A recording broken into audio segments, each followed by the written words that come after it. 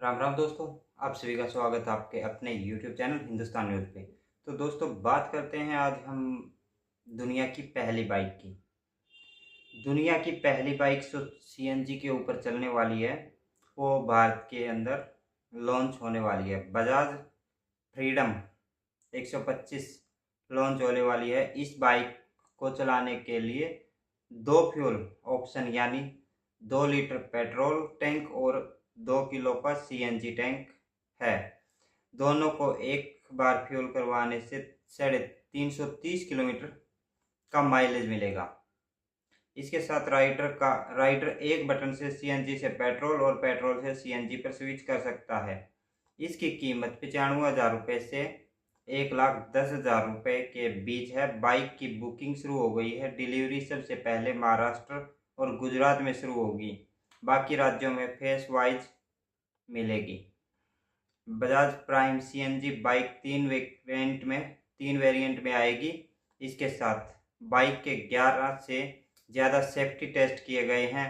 10 ton loaded tank के नीचे आने पर भी टैंक लीक नहीं होगा। केंद्रीय मंत्री नितिन गडकरी ने दावा किया कि CNG 2 व्हीकल चलाने का खर्च करीब ₹1 प्रति किलोमीटर के आसपास रहेगा। तो दोस्तों, ये थी आज की खबर। अब चलते हैं अगली खबर की तरफ।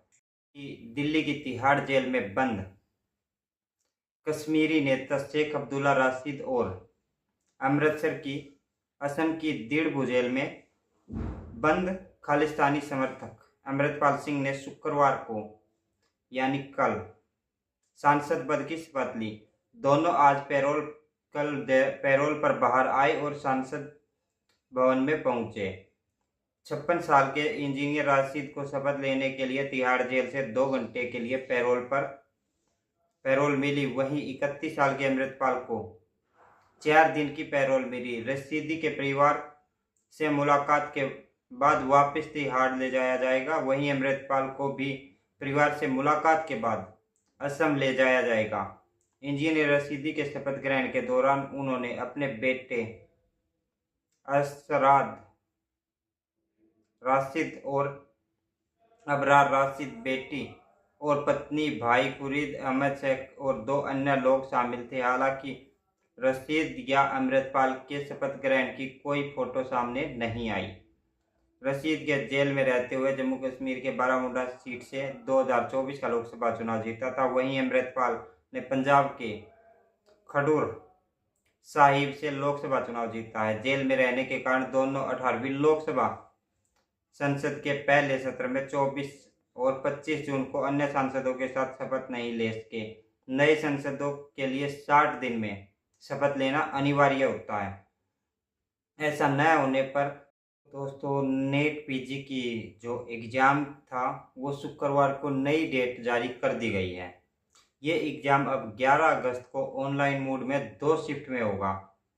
पहले यह परीक्षा 23 जून को होनी थी, लेकिन गड़बड़ी की आशंका की वजह से इसे 12 घंटे पहले कैंसिल कर दिया गया। पेपर लीक और कोई गड़बड़ी ना हो, इसके लिए national board of examination in medical science अब 11 अगस्त को एग्जाम के 2 घंटे पहले पेपर तैयार करेगा और नए पेपर से होगा एग्जाम तय समय में सॉल्व करना होगा एग्जाम।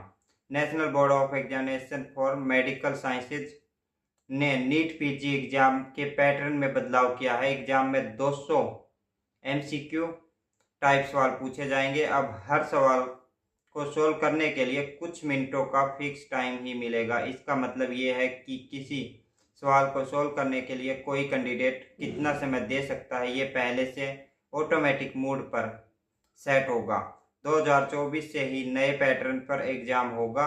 नेट PG एग्जाम में हर सही सवाल के लिए 4 मार्क्स मिलेंगे और हर गलत जवाब के लिए 1 मार्क्स का नेगेटिव मार्किंग होगी। टोटल 3.5 घंटे में पेपर सोल्व करना होगा। तो ये थी दोस्तों हरियाणा के हिसार की ऑटो मार्केट में 11 दिन पहले हुई सरेआम फायरिंग, फिरौती और रंगदारी के विरोध में बंद हुआ शहर अब धीरे धीरे खुलने लगा है। शुक्रवार शाम 5 बजे पेट्रोल पंप खुलने के साथ बाजार भी खुलने लगा। PLA market, urban estate market सहित अन्य मार्केट खुल गई। इसके अलावा नागौरी गेट स्थित बाजार और राजगुरु मार्केट के छोटे दुकानदार दुकान खोलने लग गए हैं। व्यापारियों के बंद के दौरान समर्थन में हिसार की 72 मार्केट एसोसिएशन विरोध जता रही थी। हरियाणा व्यापारी मंडल के आह्वान पर पूरे दिन हिसार मार्केट को बंद करने का ऐलान किया गया था।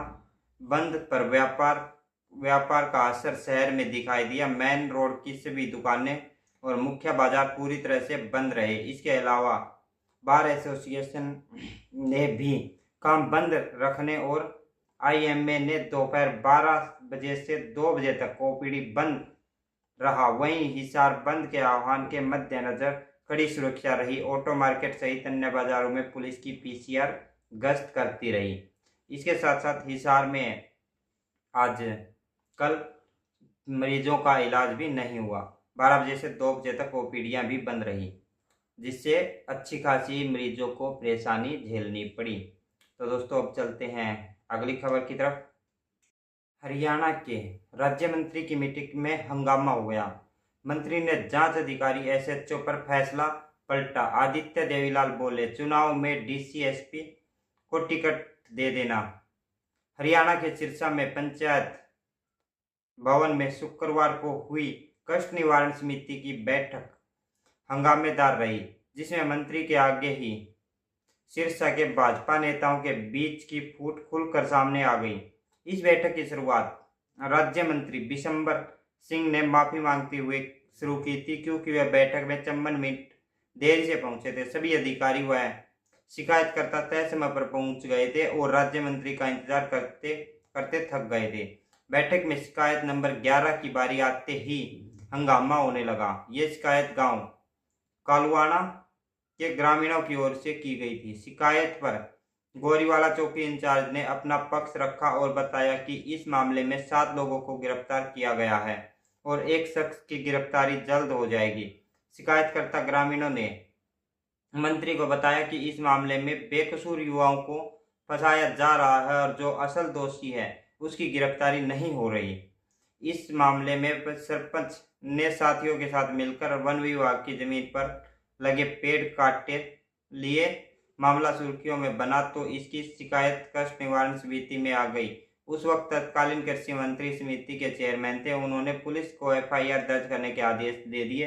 हालांकि ग्रामीणों का कहना है कि पुलिस ने आरोपियों की जगह शिकायत करने वालों के खिलाफ ही केस दर्ज कर दिया। तो दोस्तों, ग्रामीणों की पैरवी में आए आदित्य देवीलाल चौटाला इस मीटिंग के बाद इतने नाराज हुए कि उन्होंने कह दिया कि नेताओं के पल्ले कुछ नहीं है। आने वाले विधानसभा चुनाव में डीसी और एसपी को ही टिकट दे देना। इससे भाजपा के अंदर जो फूट है वो दिखाई दी और आगे आने वाले चुनाव में भाजपा का क्या हाल रहता है वो देखते हैं। तो दोस्तों ब्रिटेन में शुक्रवार 5 जुलाई को सत्ता बदल गई। सत्ताधारी कंजर्वेटिव पार्टी 14 साल बाद लेबर पार्टी से चुनाव हार गई। इसके पीछे कुछ घंटे बाद भारतवंशी ऋषि सुनक ने प्रधानमंत्री पद से इस्तीफा दे दिया और लेबर पार्टी के 61 साल के कीर स्मार्ट देश के 58वें प्रधानमंत्री बन गए। सुनक ने हार स्वीकार कर पार्टी से माफी मांगी। उन्होंने कहा स्टार्मर्स को भी फोन कर जीत की बधाई दी। आम चुनाव को लेबर पार्टी को बम्पर जीत मिली है। पार्टी ने कुल 650 सीटों में से 412 सीटों पर जीत दर्ज की है। 2 सीटों के नतीजे शनिवार को आएंगे। सरकार बनाने के लिए 326 सीटों की जरूरत होती है। उधर कंजर्वेटिव पार्टी 120 सीटों पर सिमट गई। यह पार्टी की पिछले 200 साल में सबसे बड़ी हार बताई जा रही है। तो दोस्तों, ये था ब्रिटेन का मामला। आप सबको वीडियो कैसी लगी? अगर वीडियो अच्छी लगी हो तो वीडियो को लाइक करो, शेयर करो, चैनल को सब्सक्राइब करो। मिलते हैं नेक्स्ट वीडियो में। तब तक के लिए जय हिंद, वंदे मातरम, भारत माता की जय। जय श्री राम, हर हर महादेव।